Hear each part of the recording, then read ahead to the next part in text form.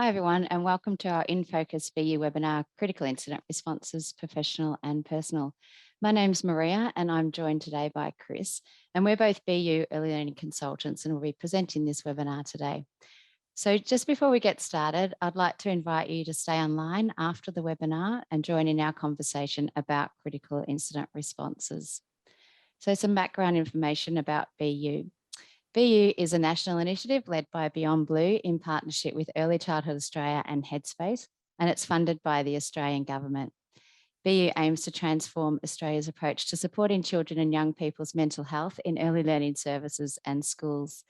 The vision of BU is that every learning community is positive, inclusive and resilient, and is a place where every child and young person, educator and family can achieve their best possible mental health. Being part of the BU community means that your early learning service or your school or school age care service has access to a BU consultant like Chris or myself to assist you in how you can engage with BU, including your planning and your actions.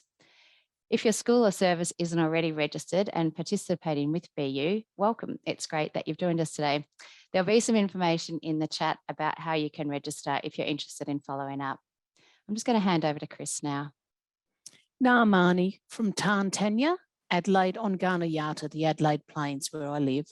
Early Childhood Australia acknowledges the traditional owners of country throughout Australia and their continuing connection to land and community. We pay our respects to them in their cultures and to elders both past and present. I'd also like to pay my respects to Ghana elders past and present and acknowledge their sovereignty has not been ceded. Throughout today's webinar, we invite you to consider how Aboriginal and Torres Strait Islander perspectives can inform educator, child and family wellbeing. Maria? Thanks, Chris. So we're here today to consider, learn and reflect on early childhood mental health and wellbeing. And we're going to be talking about critical incidents and the impact these can have both personally and professionally. The information that we share in this session today is based on our BU professional learning domain, Responding Together. So if you're interested in following up and learning some more, you can have a look at that professional learning domain. On this slide are the Always BU ways for today. So remember that looking after yourself is really important during any conversations about mental health. A sense of safety can support everyone's mental health. So it's important that in this space you feel safe.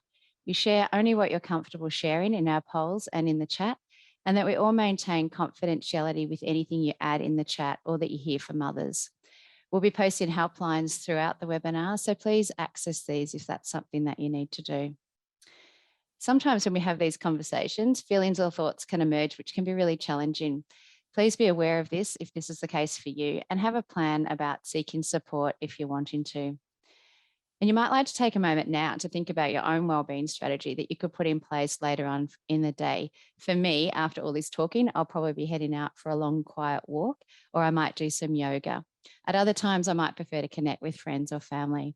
So take a moment to think about what works for you and remember to take care of yourself as we talk about mental health today. Thanks, Chris. Thank you. Just before we get started, we're going to share some tech tips for you just to make sure you can maximise your learning today. So Steph, can we just have the next slide? Thank you.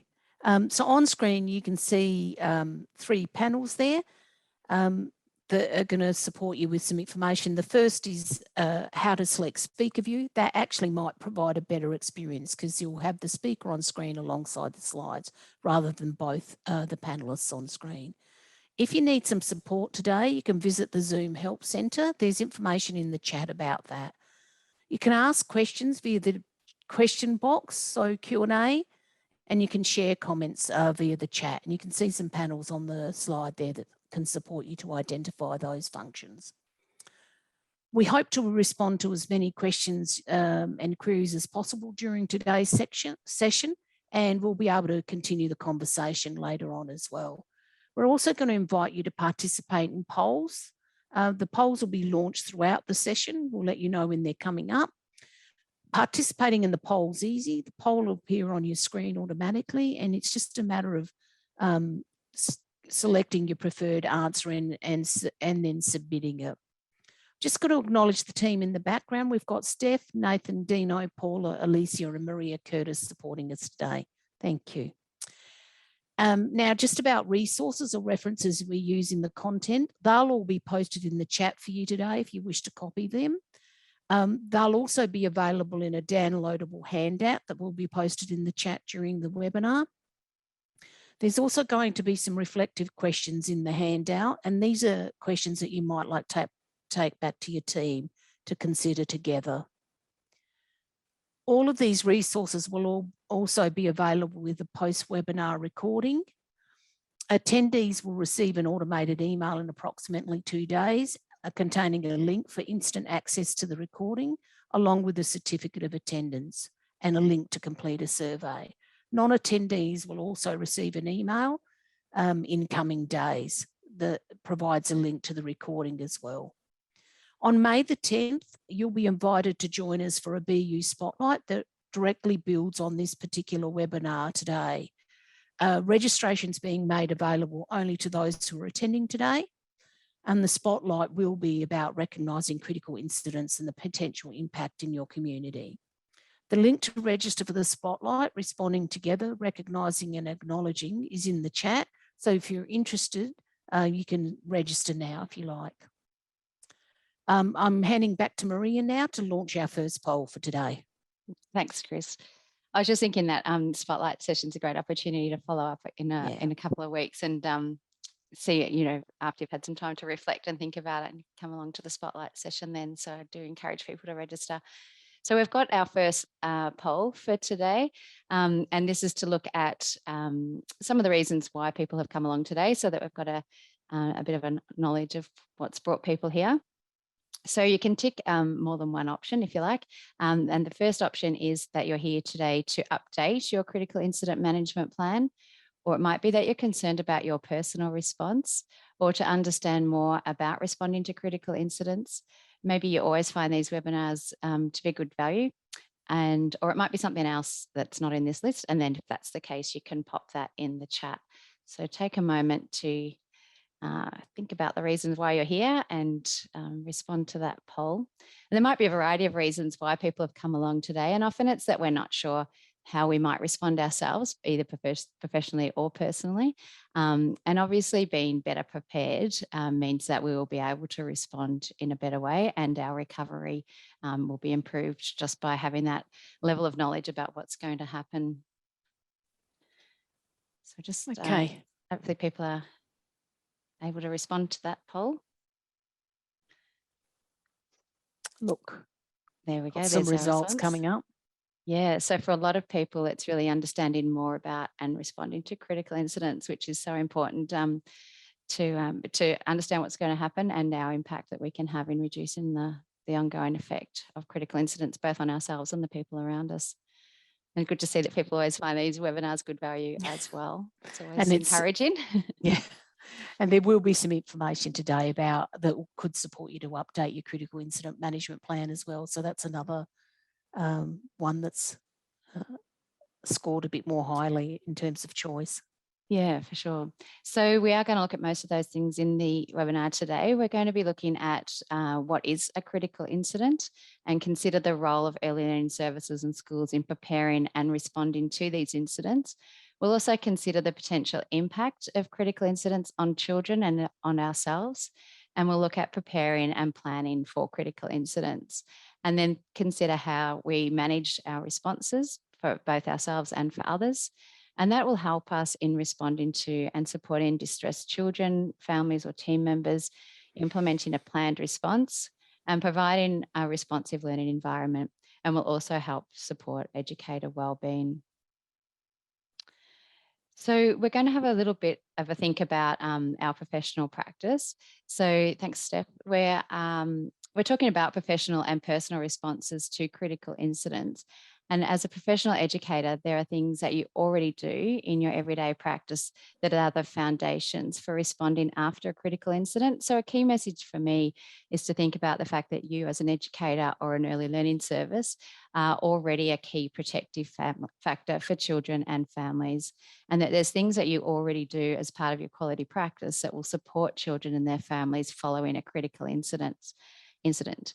The difference is about becoming more considered and intentional about these practices. So to consider that a little bit more, we'll take a moment to look at these risk and protective factors for children's mental health. So you can see there on one side of the slide, we've got the risk factors, and the risk factors for children's mental health and wellbeing increase the likelihood of mental health issues developing during childhood and beyond. And they might include biological, psychological factors, family or environmental characteristics, and experiences or events that challenge social and emotional well-being. So that would be where critical incidents fit in. But on the other side of that, we've got our protective factors, and these decrease the likelihood of mental health issues and build and maintain resilience, even when those risk factors are present. So, for example, the positive connections between family and educators supports children's learning, and that helps reduce the impact of negative experiences. A caring relationship with educators provides a source of support to help children cope with any difficulties that they might experience. So those positive relationships between educators, children and families can provide a source of security, stability and support. Children who are connected and feel like they belong to their family and their early childhood service and their community more broadly are more likely to develop a strong identity, a positive sense of self and strong relationships with others. And these will all support them following a critical incident. So while this is part of an educator's ongoing practice, it's particularly true following a significant event or critical incident. So to consider this a bit further, we're going to take a moment now where Chris and I can slow down with our talking and let you have a moment to think about the things that your service or your colleagues or yourself, what do you already do to support children that you think you would probably increase or be more intentional about in response to a critical incident? So take a moment to think about that. If you're with some colleagues or your team, you might like to have a quick chat in the room around you. And then maybe pop some of those ideas in the chat and we'll be able to explore those thoughts together in a moment. So one of the things I like to think about is the way educators are able to, what we refer to as psychologically hold a child in mind. And that's thinking about an educator who knows a child really well and is just so in tune with how that child's responding so that the child feels safe with them. And the educator becomes then a significant protective factor for that child by providing the safety and that sense of belonging. And doing that, they can have a really positive impact on their child. And that person being so in tune and being so aware of the child will also be the one to notice quickly when the child's displaying any signs of distress or if they're being challenged in any way. So those connections provide opportunities to share feelings and problems, and that can contribute to the sense of being valued and cared for. For some children, an educator might become the main constant in their lives, and so they can really play a crucial role as a support for the child during a critical incident and for their families as well. So that's really important, Maria. Those strong relationships, the connections you've been talking about, the fact that educators have those strong relationships with children and know them well, really supports maintaining and restoring a sense of safety after a critical incident. You've already alluded earlier today to the fact that a sense of safety is really significant to positive mental health and well-being. We're going to discuss a loss of sense of safety as a characteristic of critical incidents a bit later. Yeah. Yeah, and I can see some ideas coming through in the chat. And as I said, we will have a look at those together in a moment. So some things that we're talking about that you might be able to consider might include providing consistent routine and increasing some of that predictability. So minimising any changes or helping children through transitions, reducing stimulation and providing opportunities for calm, quiet spaces and activities. And we'd also just take a moment, I guess, to acknowledge that COVID's probably interrupted many of those normal routines, and supporting children to cope with these changes has been really important in the early learning sector over the last a bit over 2 years now. And so we can continue to support this by letting children know in advance what's going to be happening, taking them through those changes as slowly as possible, and really listening to their voices and noticing their responses. So yeah, just keep popping those things. I can see more responses coming in the chat, which is terrific. We'll just move on to the next slide where we can look at the things that educators and learning communities can do under a few different categories. Thanks, Steph. We'll just have the next slide. So thinking about our learning community as a protective factor, there's 4 areas: routines, relationships, environmental and the environment, and play. So if we think about routines, we're really thinking about creating a safe, predictable routine where every child feels a sense of belonging, where they're familiar with the spaces and the people around them. And that can be a great protective factor again when there is that critical incident. Having a familiar face, greet them in the morning and remain with them throughout the day as much as possible, and having some predictability about what's going to happen over the course of the day, being supported through any transitions, are all things that happen in learning communities already, but where you might become a little bit more focused on that and responsive following a critical incident. And of course, there might also be times when you check how are these routines supporting the children, and you might adapt them accordingly. So, for example, to match the level of attentiveness or energy that the children are experiencing, or to support a child or a few children who might be finding a group activity challenging and who'd benefit from a quieter space or a different activity. And Chris, you're going to talk about relationships? Yeah, we've already kind of hinted at that, haven't we? How important relationships are. So following a disaster or community trauma, relationships are the key to providing children with a sense of security and safety. That sense of security will support them to regulate and return to daily routines. Relationships can also provide children with a sense of consistency that they might not be able to find at home after a critical incident as well. Some of the things that you can do to support children's recovery is by paying some extra attention in your daily interactions for children might include really being focused on those warm greetings when children arrive with their families, reassuring and affirming children, making sure their voices are heard. That means listening really carefully to what they've got to say, so you can do that reassurance and affirming of how they're feeling, and reassuring them about things getting better over time. Having that genuine dialogue with children and their families about their fears and emotions is really quite important. So when we're thinking about infants, though, it's also important to consider your vocal tone, your pitch, the speed and volume and inflection of your voice. Using that calm, soothing, deeper pitched tone with a slower vocal pace is probably fairly important with infants as well. Are you going to talk about the environment now?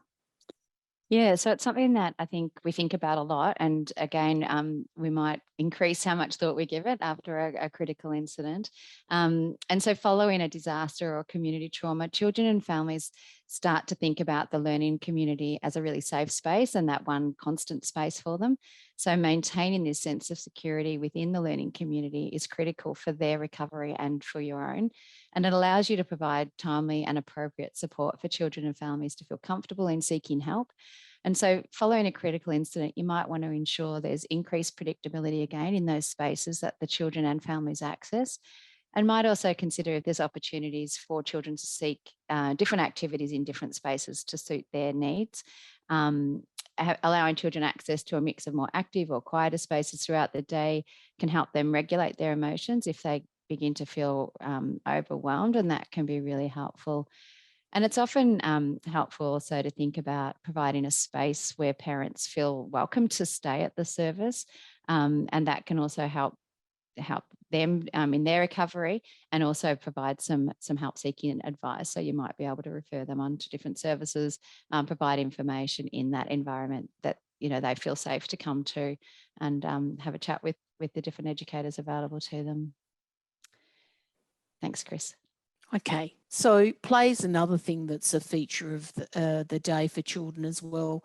This really offers a vital opportunity for children to communicate their thoughts and feelings. They might not have the words to express exactly how they're feeling after a critical incident, and it supports them to make meaning of the event as well. So providing a variety of play experiences is important, such as drawing, painting, storytelling, and socio-dramatic play. Retelling experiences of the event through play can help children find a sense of resolution It is important to tune into children's play, though, and to support the children if their play becomes distressing or they seem to get stuck on a particular memory of the event and they can't move forward to a resolution.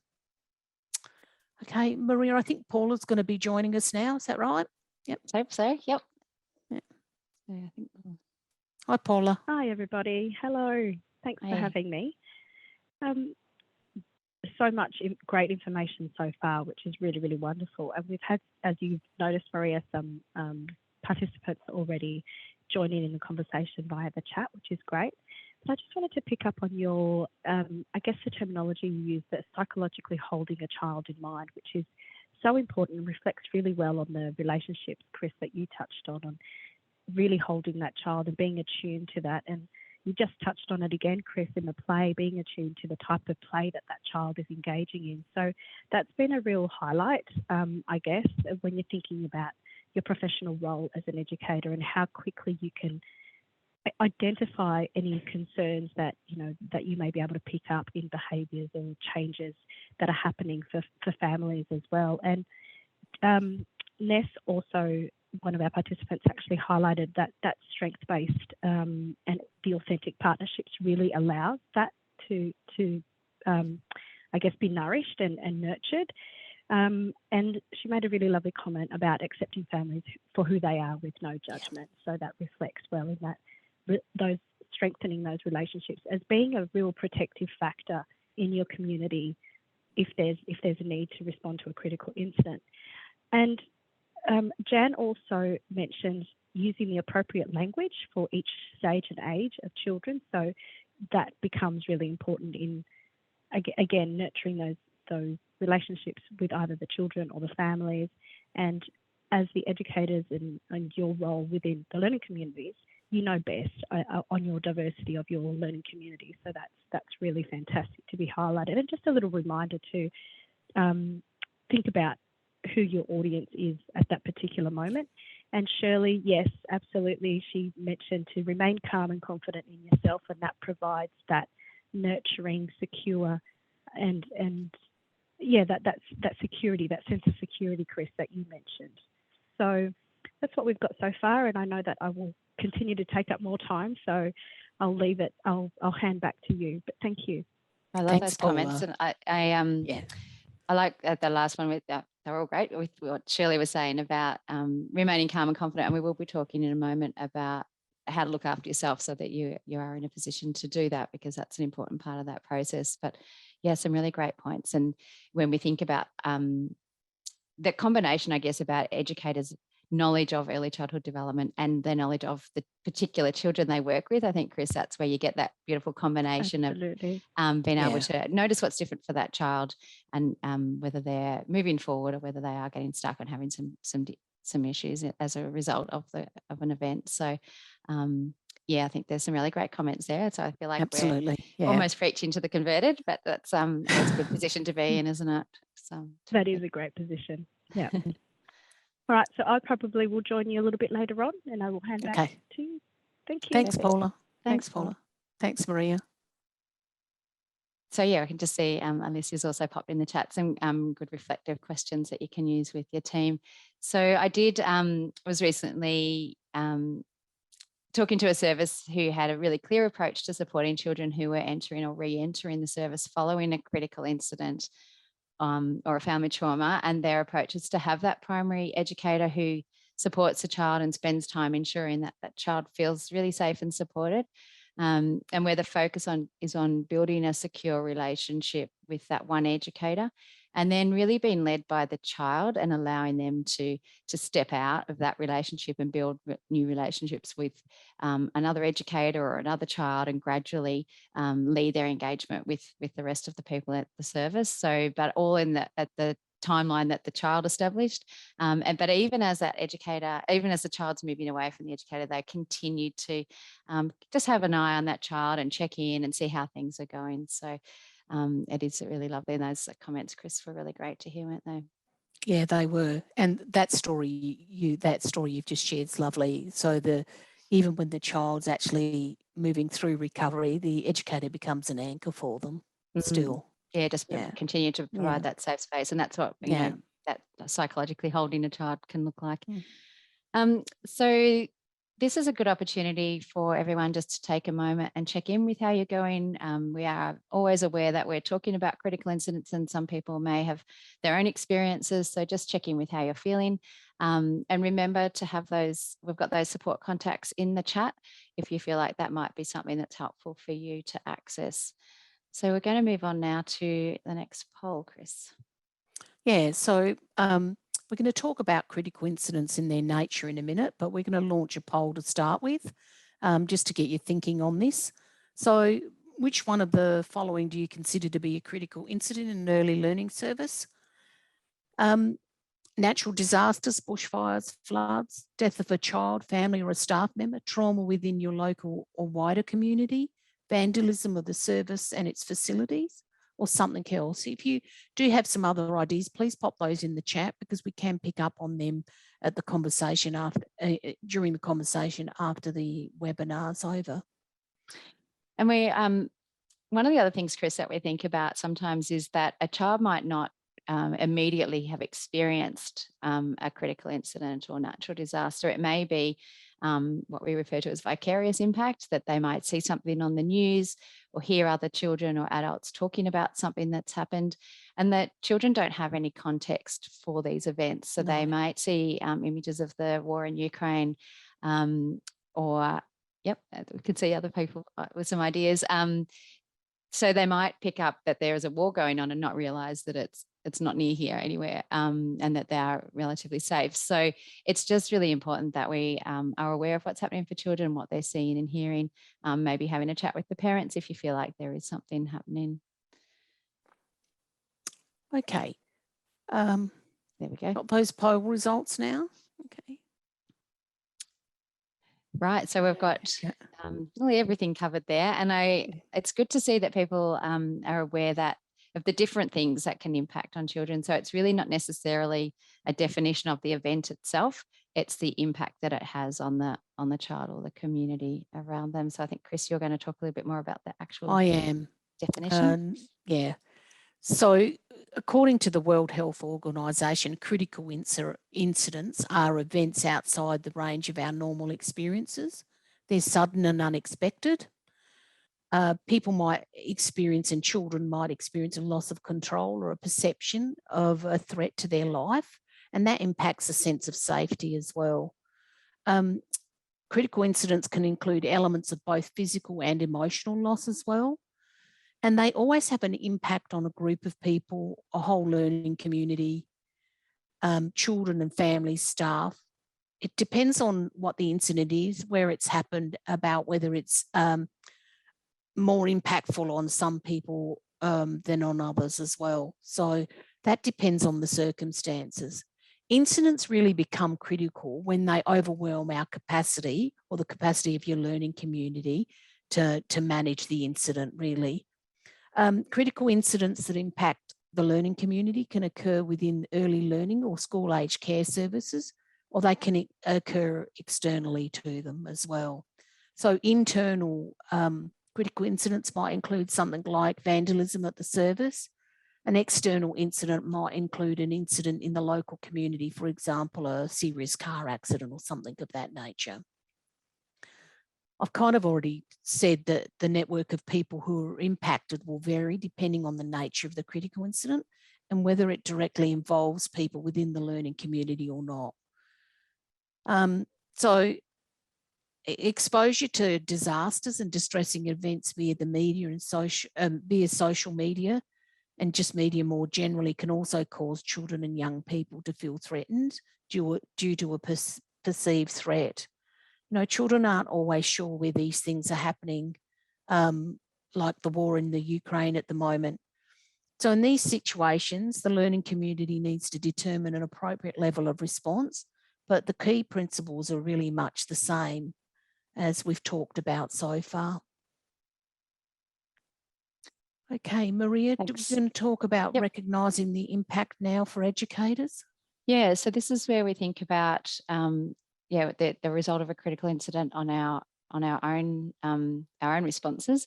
So following a critical incident, it's important for your community to come together to support and provide a collaborative response.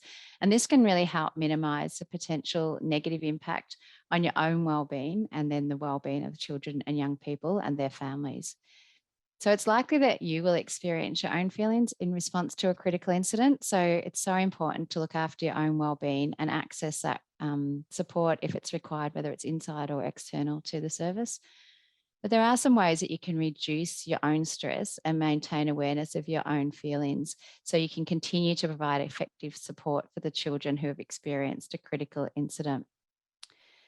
So I really want to emphasize here that taking time to look after yourself is not selfish or indulgent. It means that you'll be in a better position to support those around you. So we often hear people refer to things like you can't pour from an empty cup or to fill your own bucket, and they can become a little bit throwaway sentences, but it is so important. If you're not traveling well yourself, you're not doing yourself any favors, and you'll also find it really challenging to be able to provide that sense of safety and security for the children and families that you're working with. And we do know, I mean, from the conversations I have with centre managers, directors, coordinators, and educators, that you are often a bit of a buffer for families and children. So that's not something that is sustainable. And so without looking after yourself, that can make things really difficult for you. And so taking some time throughout a critical incident and in the months following is so important. So a couple of things that you can think about putting in place are maintaining any routines that work for you. So eating, sleeping are really, really important. I think we're getting more and more research all the time on the importance of looking after our physical health and how that connects to our emotional health or our psychological health. So thinking about getting good nutrition, getting a good night's sleep as much as possible, and getting some exercise, or finding something that works for you, whether it's really active exercise or something like yoga, just finding those things that really are supportive for you. And then knowing who your supports are and spending time with those people. So finding the people that are a real source of strength for you. So this might be friends or family, or it might be that it's someone at work or someone who's been through the same or a similar incident. And really importantly, knowing your limits. So supporting others can be really tough. So know when to step back, and remember that there isn't any expectation for you as an educator to suddenly become a mental health professional. So knowing those boundaries can be really important. And we do have some resources on our website around having conversations with families and looking after yourself in that context. And also debriefing is really important, but finding a really helpful and positive way to do that, so that it's not going over the event in a negative way, but thinking about debriefing and talking about what's happening for you at the moment. And that might be informal with someone that you seek out at work, or it might be a formal part of your recovery process. And so then in some instances, it might be important to link with supports outside of the learning environment as well. So seeking those additional supports. Chris, do you have any specific tips or thoughts about how people can look after themselves? Oh, I think it probably depends where you're at in terms of the critical incident itself. So, for example, if the critical incident has just happened and you have to pop the plan in place, just having a quick check-in with yourself, doing some, I call it box breathing for a minute or two, just taking some deep breaths, making some decisions on the spot as well about who will be doing what. You might have the plan in place, but somebody might be particularly affected by the critical incident and the nature of the critical incident. So if they'd been put down in your critical incident management plan to do a particular role, you might actually just change that then and there. So checking in with yourself first, then checking in with your team before you actually start putting that plan into place. Later on down the track, some of the suggestions that you've made are great, making sure that you do have the opportunity to chat with other people, to debrief in particular ways. But the one thing that you did say that I thought was particularly important was knowing your limits. You know, especially if you're in a leadership role, that idea that you don't have to carry everybody is really important, I think. You're going to be talking about noticing the impact of critical incidents on your colleagues now, aren't you, Maria? Yeah, and I was just thinking, about that, what you're saying about the role of directors. And I really noticed it during COVID that directors have that role of having to, and educators of having to share information about the new practices and the new policies and with families and with the team about what's going to happen next, how we're going to change, and at the same time receiving all of the emotions from everybody about that. So people might be frustrated or might be struggling with another change. And so it was a lot of the time the educators and leaders of services were really that buffer between the information and the emotions, and having to make sure everyone was traveling all right. And I really did feel like, over the last 2 years, that has got to have taken a toll on people and just been exhausting, if nothing else. So yeah, those opportunities to look after yourself have, we talk about it all the time, and it just must feel like it's impossible to fit it into the day. But yeah, really, really important to do. And then we can also be, sorry, Chris, you go. And I was going to say that's really worth considering after the last 2 years, because I think people think they're okay and they've managed quite well, but you're never sure what might come around the corner. Yeah, for sure. And I really felt like we sort of started this year with people being quite exhausted. So, yeah, which is not an ideal way to start. So yeah, if any opportunities to take some time to look after yourself is important. And then considering how you can best support the people around you. And that will obviously depend on your relationship with them, but also your role in the service. So it might be that it's appropriate for you to have a casual chat at the end of the day and check in on someone that you're concerned about, and just saying something that's really not judgmental, but is really supportive. And just, I've noticed that you're maybe not as enthusiastic in your job in the last couple of days as you have been. Is everything going okay? Or is there anything we can do to help? So really just checking in, just seeing how things are going. Or it might be that you suggest that they go and speak to the leadership team if you're not part of that, or that they seek some support. And keeping in mind too that those strategies, and we've mentioned a few different things that people like to do, but the things that support you, other people might not find that supportive. So for me, I like to run, and other people look at me like that's the worst thing in the world to do. But it might be that, you like a quiet solo activity and somebody else prefers to get something more social in place where they catch up with friends on the weekend, and that's restorative for them. Or some people might have hobbies or craft or something that they find doing. Lots of people enjoy gardening. So yeah, different things for different people. So it's a matter of asking people what would be helpful for you to do right now. What do you have in your wellbeing plan, or have you found other strategies that are effective, rather than suggesting the things that have necessarily been helpful for you. And there may be times when people need to take time out from work to recover from a mental health issue following a critical incident.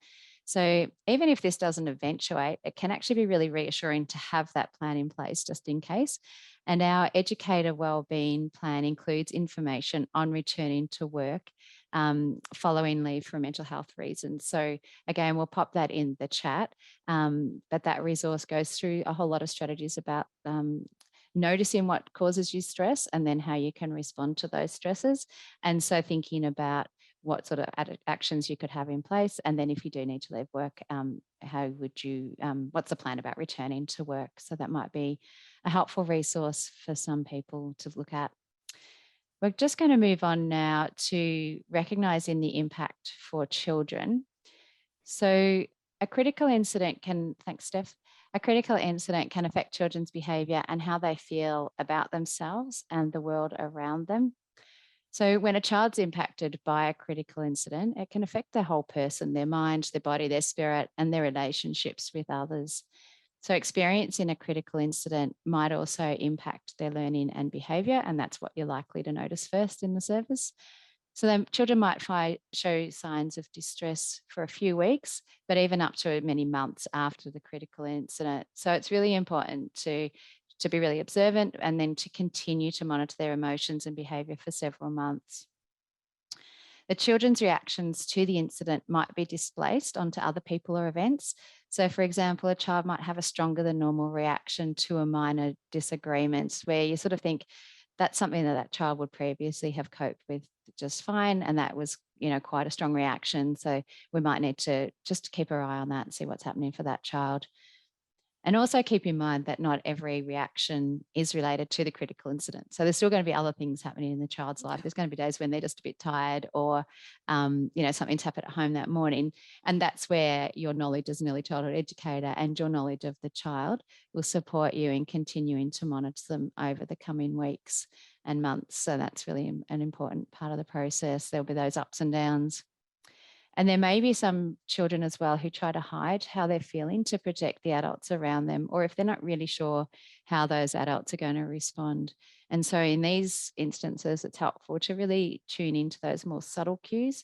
So a child who's withdrawing from activities that they would have previously chosen, or a child who's not settling well as they did before. And that might be an opportunity just to, again, start to keep an eye and think about what's happening. As time passes after a critical incident, you can continue to support all of the children, recognising individual needs and reactions of the children and the behaviours that they might be showing, and then consider any long-term needs for the children or if assistance might be required. And it's important to maintain supports and information and communication with the whole community about what's happening for the children. Chris is going to show us now a particular BU resource that we think is really helpful in supporting your ongoing monitoring of children and their behaviour. Thanks, Chris. Thanks, Maria. This kind of builds on what Maria's already talked about in terms of children's responses. Your relationship with children will help you notice and respond to changes in how they're presenting. Children may need some additional support after a critical incident. If you're noticing changes in the way they behave, appear and play and communicate, these changes might also interfere in learning, home life, friendships and daily routines. So Maria's given you some broad background about the kinds of things that might be happening for children. Those common reactions to critical incidents include a range of cognitive, emotional, physical and behavioural responses.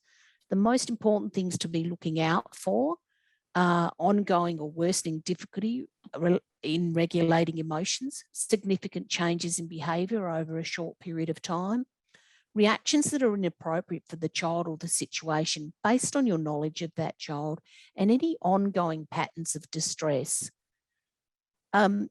The changes you might see include avoiding family or friends, not getting along with other children in the way they used to, less engagement in play and learning opportunities, experiencing feelings of sadness or hopelessness that might persist over time, difficulty in concentrating and paying attention. Families themselves may come to you and raise concerns about their child, and they might be requesting assistance. And they might be even distressed about the situation and their child's reaction. So the BETLS tools are a really useful tool that supports you to focus in on what's going on for children. But just before I talk about that a bit more, I just want to focus attention on infants and toddlers for a moment, because their reactions might differ because they remember through their senses. Their responses to critical incidents, depending on the nature of the critical incident, might include excessive crying, frozen expressions, sweating and shaking. And for toddlers, it might also include non-typical aggressive behaviour, such as hitting other children. While some of these are normal part of the stress response or grief that children might experience after a critical incident, other reactions might indicate the child's been really impacted more severely, and that they might need some additional support to avert any developmental and enduring mental health issues or conditions into the future.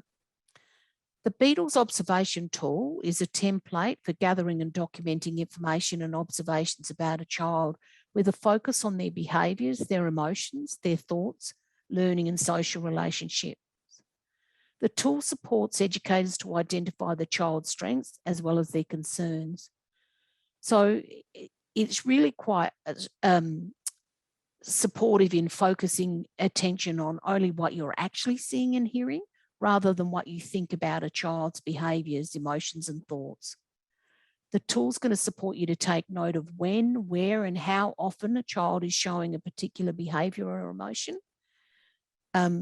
Other details that will be recorded using the tool include how long the behaviours or emotions occur, and noticing what happens before and after the behaviour that you find to be concerning. The other thing that's really important is to have multiple educators take observations over a range of times during the day. That'll support gaining a range of perspectives, and it'll support reflection on the pervasiveness, frequency, persistence, and severity of the behaviour.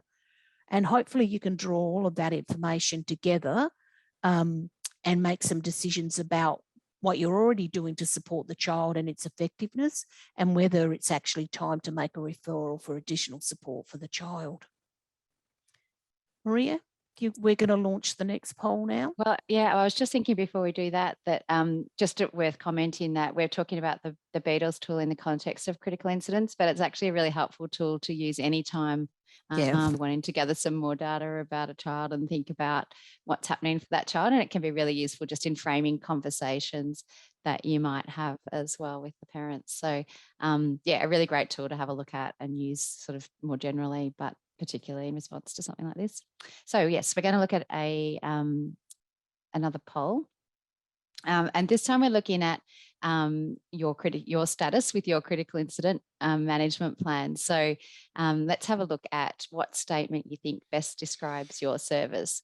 So do you have a critical incident management plan? Maybe I'm not sure if we have a critical incident management plan, or we regularly review and update our critical incident management plan. We ensure everyone in the team is aware of and familiar with the plan. We have a plan in place and have had to use it. Or the last one, we've had a critical incident without an adequate plan. So just take a moment and have a look at that. And while you're doing that, I'll tell you another little story about a service that I was speaking with sometime last year, who had used the BU survey, which is a survey that gathers information about educators' knowledge and understanding around mental health and about their actions their service is taking. And one of the results that they saw in this survey was that the educators didn't know that they had a critical incident management plan. So the leadership team was initially a little bit distressed about learning this, because they did have a plan and they'd put a lot of time and effort into it. But then they saw that as a really great opportunity for them to not only share the plan with the rest of their team, but also to engage the team in reviewing it and having a lot of input into that, and obviously updating it and making sure that everybody was aware of the plan itself, where it was located and what was in it, so that they were in a much better position following that process, and the amount of reflective practice that went into developing that. They were in a much, they felt much more confident, I guess, that they would be able to respond if there was an event in their service. So poll result. Oh, here it was starting to come up. I was just going to say, Maria, that some people might think they don't have a critical incident management plan. That's a terminology that we use, but you know, even emergency evacuation plans are about dealing with a critical incident, such as a fire at the service where you have to evacuate children. So let's see what the poll says here. Yeah, so we've got quite a scatter of results. So a few people are not sure if they have one or not. But yeah, a couple of responses to each of the statements. So this might actually be an interesting conversation to have for those who can stay online after the webinar, because I would like to have a chat about people who have had it in plan and had to use it, and find out, you know, what's worked and what hasn't. And then, yeah, just really hear a little bit more about people's experiences with that critical incident management plan, or whatever terminology you use when you talk about it. Thanks everyone for responding to that. It's great to have the engagement. So having a critical incident management plan is obviously essential, but just as important, as we were saying, is considering who develops the plan, how the information is shared with the whole team, so that the educators feel aware of it and that they feel confident in their role, and then how frequently it's practiced and reviewed. So you might be practicing aspects of it in terms of drills and things, but also reviewing the process. So a critical incident management plan should include the names and contact numbers of an emergency response team, including the staff, education department contacts, the approved providers and external services. It should also include actions to take as an immediate response, and then within 24 hours in the first week of the first month, and then long term. And then task allocation under each section of the plan and ensuring that everybody's aware of their roles. And also, I think Chris mentioned earlier, making sure that there's backup people for each of the roles in case the people who are nominated are actually the people who are impacted by the critical incident. So yeah, just having a few options there as well. And then, as we've said a couple of times, having opportunities for debriefing after each critical stage. So as you can see in the little infographic that we've got up here, the critical incident management plans includes these 4 stages. So there's prevention, preparedness, response, and recovery. So when we look at prevention, that's any actions that we can take to eliminate the likelihood of a critical incident occurring. So obviously there's only a certain amount of things that are within our control, but taking, making as much use of those as we can. Preparedness is talking about the steps that we can take before a critical incident to enable effective response and recovery. So it might be ensuring that there's a shared understanding of how an incident can impact on people in the community and how to reduce the impact of the critical incident. And then helping educators to feel confident in supporting the needs of children affected by a critical incident. So doing something like this, having a look at your plan, maybe engaging in some professional learning, that might all form part of your preparedness stage of your critical incident management plan. And then we move into the response, which is around containing, controlling, and minimising the impacts of a critical incident. So ensuring that educators and other staff are aware of and have access to support within and beyond the learning community to support their own mental health. So maybe knowing the services that are available in the community. And providing information about who to directly communicate with in the event of a critical incident and who'll have responsibility for this. And then in the recovery stage, taking steps to minimise disruption and recovery times. And there we might look at things like having the ongoing access to support and ongoing communication channels and considering the cultural backgrounds and expectations in the learning community. So a critical incident might impact on children and families in different ways, depending on what their background is and their understanding of the events. And this could also be considered when we think about how we're sharing information as well. And Chris is going to talk in a moment about reviewing our plans, but one of the other tools that we might just mention is our implementation and reflection tool. So to review and reflect on how your service is doing, how prepared you are, you might like to refer to that implementation and reflection toolkit. And that will support you to reflect on how you share information and support around critical incidents and how aware you and the rest of your team are in responding to the event. So we'll be popping, the link is in the chat for that as well. So another tool that can help you with your thinking around and engaging your staff in these conversations as well. So Chris, I'll let you talk about the review Yeah, that's process. a great tool, Maria, isn't it? And the tool's actually structured around the domains that provide the BU framework. So there's no need to actually apply the whole tool. The domain, the responding together domain is where people will find some really useful reflective questions to support them. And they might be supportive in actually reviewing the critical incident and plan at a later stage. So it is really important to actually review a critical incident after it's occurred and the impact it's had on the learning community. You want to be able to determine what improvements can be made to support the learning community in the future with a similar critical incident or other critical incidents. It's really important to think about who you are going to involve in the review of the critical incident. There are obviously service leaders will be involved in that, and people who had a role in implementing the critical incident management plan will also participate in the review. But considering who was affected by the plan and trying to get multiple perspectives, including those who had some responsibility, but the people who actually experienced the plan in action could provide some really useful feedback as well. So where appropriate, thinking about involving families and trying to get some information from children. You'll notice things about how children have responded to the situation. It's probably useful in that case too. So if you're going to think about examining the effectiveness of a critical incident management plan and the outcomes for the learning community, it's worth considering those different elements of the critical incident management plan that Maria just talked about. So considering prevention and asking yourself some questions like, is it possible that some other actions could have been taken to reduce or eliminate the likelihood of a similar critical incident in future? In terms of preparedness, how well did the steps taken before the critical incident enable an effective response and recovery? Is there anything that could be changed that could improve recovery, for example? In terms of the response, how well did the response contain and control and minimise the impact of the critical incident? And how might a response to a similar critical incident be improved for the future? Recovery is an interesting one because recovery is sometimes long-term. So the general question there is, how effective were the steps taken to minimise disruption and recovery times, and what potentially could be improve the effectiveness?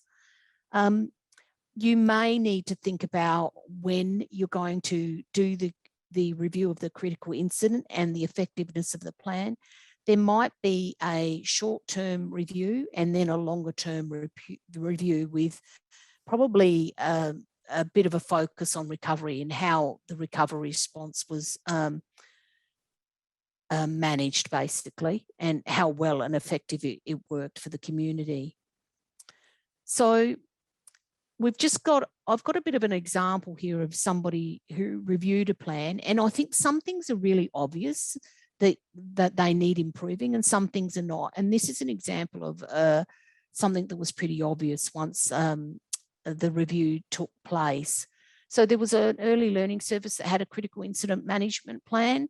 They had an evacuation area that they were supposed to go to during a critical incident like a fire or other need for evacuation. Families knew where their evacuation point was, but it turned out that this particular time the evacuation point wasn't actually safe. So that's a pretty obvious thing to actually review and to change. As a result of their reflection on this, they actually created a plan where they had more than one evacuation point, and they had a really good communication plan to let families know where they would be moving to. Okay. These opportunities for learning are always so good out Oh there. yeah, absolutely. Particularly if you're learning from someone else rather than going through the experience yourself.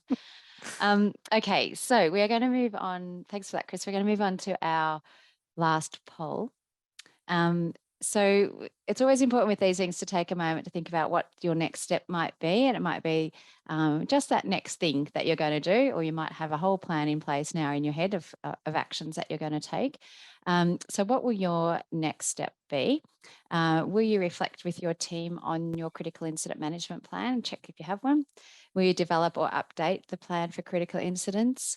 Maybe you'll consider how children might respond to the critical incident, or develop or update a plan for educator wellbeing. Or it might be that you consider your learning environment as a responsive tool to support children. And again, if there's something else that comes to mind, you can pop that in the chat. So just take a moment to think about what your next step's going to be. I think that with some of the things that we've been talking about today, there's a lot that comes back to communication. So communicating what your role is, communicating about what's in the plan and the plan itself, and ensuring that everyone is always up to date and everyone is aware of and knows about their role.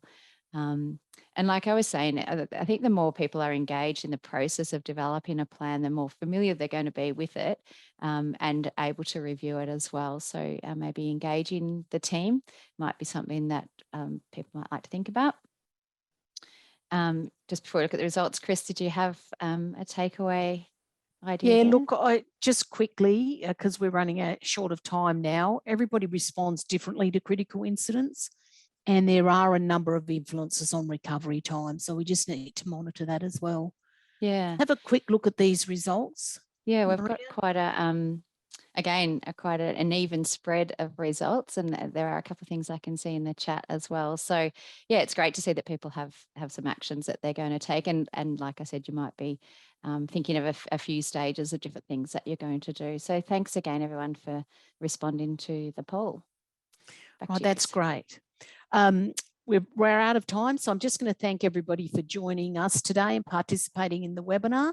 You're invited to stay online after the webinar to join our conversation about responding to critical incidents, professionally and personally. This is an opportunity for you to make comments and exchange ideas and ask some questions.